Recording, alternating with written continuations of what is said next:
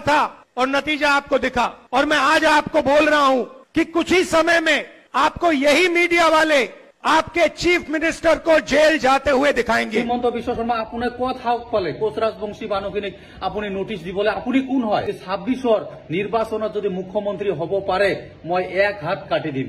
যোৱাকালি ৰাহুল গান্ধী অহাৰ পিছত ডক্টৰ হিমন্ত বিশ্ব শৰ্মাই যি ভয় খাইছে আৰু এই ভয়টো ডক্টৰ হিমন্ত বিশ্ব শৰ্মা আপোনাৰ হামেশা থাকিব লাগিব আৰু হামেশা আছে মই জানো।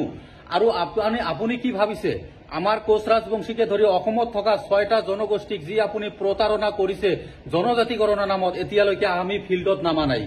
আমচুতো লাগি পৰিছে, আমি এতিয়া ফিল্ডত নামা নাই।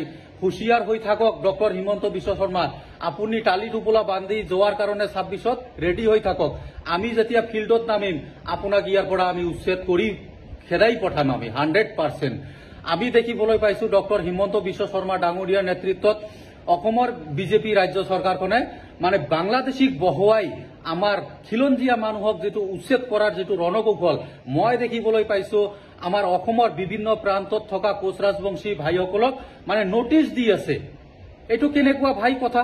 আমি অসমৰ ভূমিপুত্ৰ, আমি অসমৰ খিলঞ্জীয়া মানুহ, আমাকে নোটিশ দি আছে ডক্টৰ হিমন্ত বিশ্ব শৰ্মা। আপুনি ক'ত সাহস পালে কোচ ৰাজবংশী মানুহখিনিক আপুনি নোটিশ দিবলৈ? আপুনি কোন হয় হা ডক্টৰ হিমন্ত বিশ্ব শৰ্মা? আপোনাক মই চ্যালেঞ্জ কৰিছো, আপুনি যদি 26ত থাকিব পাৰে মই এক হাত কাটি দিম।